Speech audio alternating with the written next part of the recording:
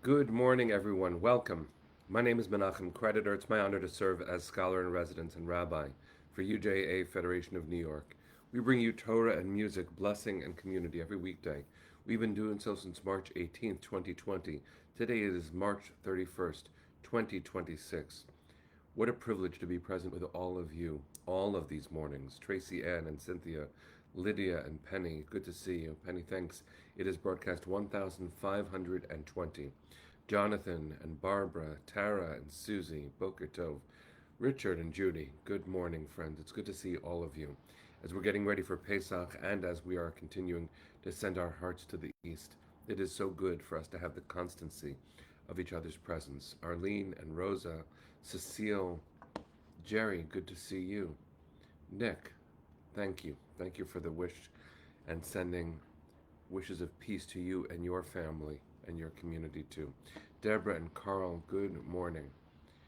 Barry, George, good morning, friends. It's really good to see all of you. Okay, Scott, Cheryl, and Deborah, Boker Tov.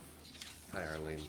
Okay, let's take a breath, sing a bracha, learn some Torah.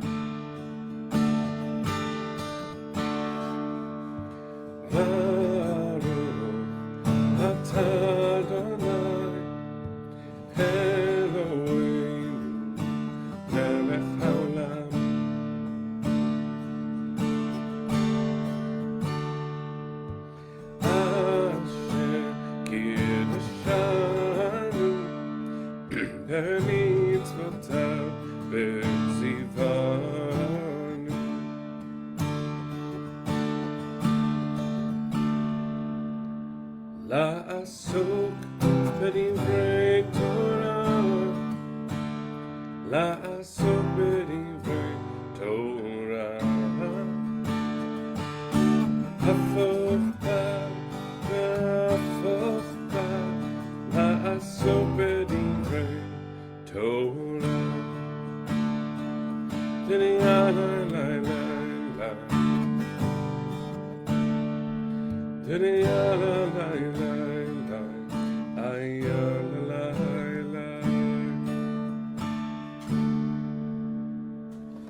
Peter, sending love to you in Frankfurt, and it's so good to see you, Ashley.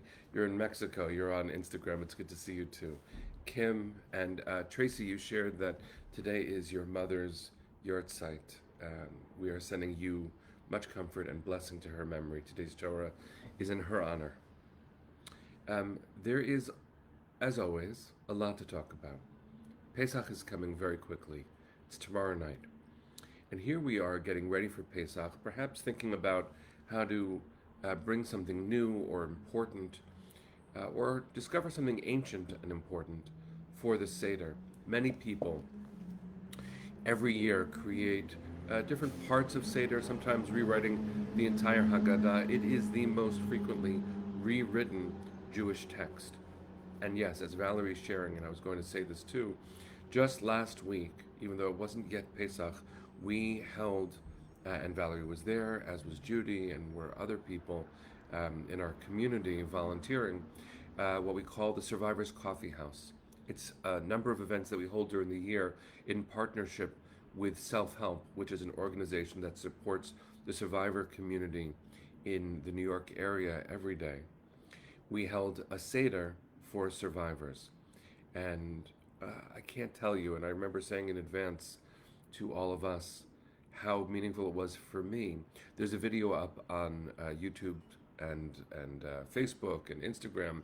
Wherever you follow UJA, you'll see some clips. It was a spectacular moment. And of course, the way that that adds meaning to Pesach itself shouldn't be lost upon us. When we are told in the Seder, based on the Mishnah, B'chol v'chol dor v'dor chayav adam lirot et atzmo ki'ilu hu yatsa mimitzrayim. In every generation, a person has to see themselves as if they emerged from Egypt. There have been many Egypts in Jewish history, and to know that we can speak with witnesses, and we take that responsibility very seriously because we won't have it for much longer, as hard as that is to say. So imagine that we were in the generation born in the desert, hearing from our parents what they went through in Egypt. Well, here we are, the next generation, trying to build that meaning into the rituals so that they will endure as a blessing for our descendants to come. Barbara just shared, I want to add this in. Barbara, you're sharing that today's your father's yahrzeit. You miss, there you are. You said Rich Feldman, and I miss him every day. May his memory be for a blessing, incorporating him into our learning today too. I wanted to share, for those who are looking for a last-minute way to add meaning to your Seder. This isn't a UJA project, but I was blessed to be part of editing a supplement that's created by the Academy for Jewish Religion, AJR. You can find this online as a free download, so you don't have to worry about ordering it in time. This is called In Every Generation, Immigration as a Jewish Value, because after all, the Pesach story is about our journey as immigrants looking for home.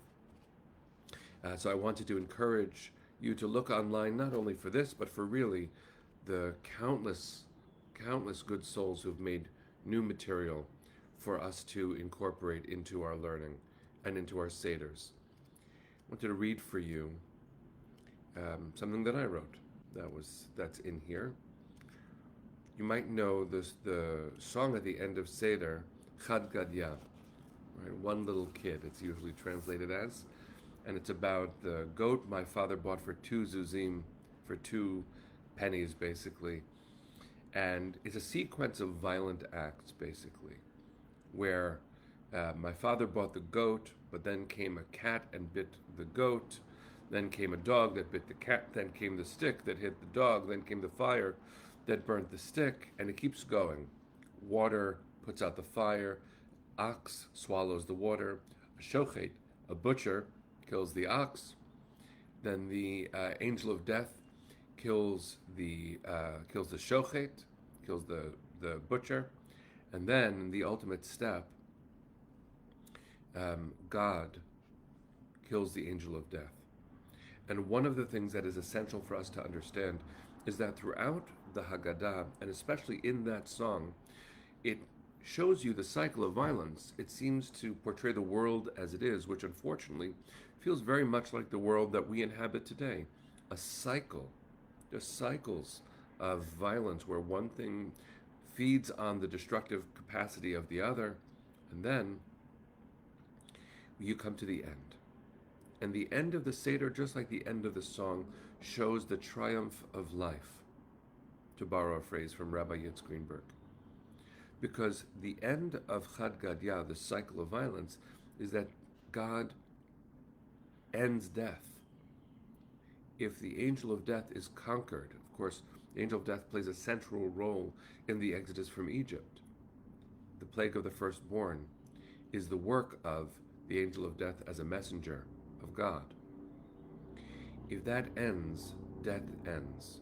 There's a famous book by a dear teacher of mine, Rabbi Neil Gilman, called The Death of Death, in which he explains and explores these themes. For this supplement, I wrote a new version of Chad Gadya in English, One Little Kid, and it's on the theme of immigration, but it models what we can do as we look at the creative work of our ancestors in the Haggadah. It's not a script that's meant to be read every word. It is meant to be a launching pad for our own creative and religious response. And so when we look at the creative capacity of Jewish ritual, we should never take for granted our own part in tapping into that creative energy, bringing what we have. I'm privileged to welcome my daughter, Ariel, on Instagram here, who has modeled that kind of creativity in her own work as well. It's also her birthday. So happy birthday, my love. Really glad that you're here so I can say it in front of everybody how much I love you. So this is Chad Gadya specifically for this supplement, recognizing immigration as a Jewish value. One little kid. One little kid. One little kid. Our founders, dreamers, crossed wide waters for that one little kid, bringing their hopes to build the better world our founders dreamed of for one little kid. Then came others who forgot how to dream and guarded their power against the dreamers, who also crossed wide waters for their little kids, for the better world our founders dreamed of for one little kid. Then came fences raised by those who forgot how to dream, turning away the dreamers who crossed wide waters for their little kids, for the better world our founders dreamed of for one little kid. Then came the wandering, along roads and rivers, souls lost at the fences raised by those who forgot how to dream, who turned away the dreamers who crossed wide waters for that one little kid, for the better world our founders dreamed of for one little kid. Then the angel of death came before the Holy Blessed One, saying, I have no need of these souls lost along roads and rivers, turned away by the fences raised by those who forgot how to dream, who targeted and turned away the dreamers who crossed wide waters for that one little kid, for the better world our founders dreamed of for one little kid. And God wept, saying, My children, you have vanquished me. You have vanquished me. Only your strength, only your hope, only your deeds can end this chain.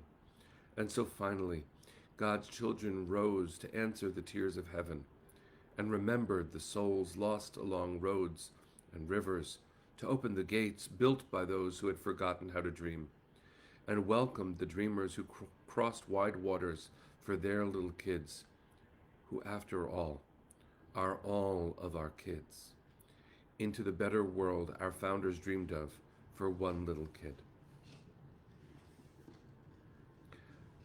I invite you, friends, to consider where your values live in the construction of this year's Seder. What will you choose to talk about? What topics will you emphasize? It is an important question for us to think about every year, just like our ancestors did.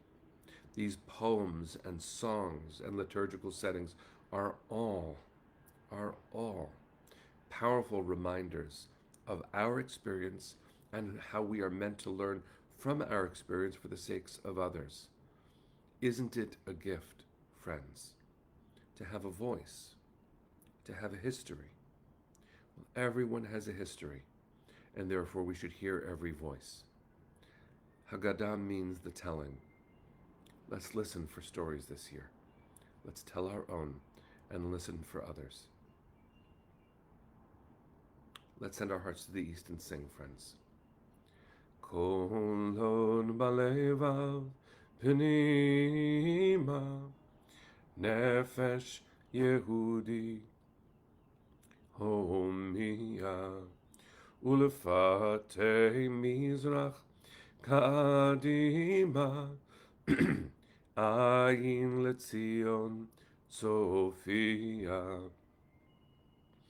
Od lo avda tikvateinu, hatikva bat shnot alpayim, liot am chofshi be'artzeinu, Eretz Zion v'Yerushalayim, liot am chofshi be'artzeinu, Eretz Zion v'Yerushalayim. Am Yisrael Chai. See you tomorrow morning, my friends.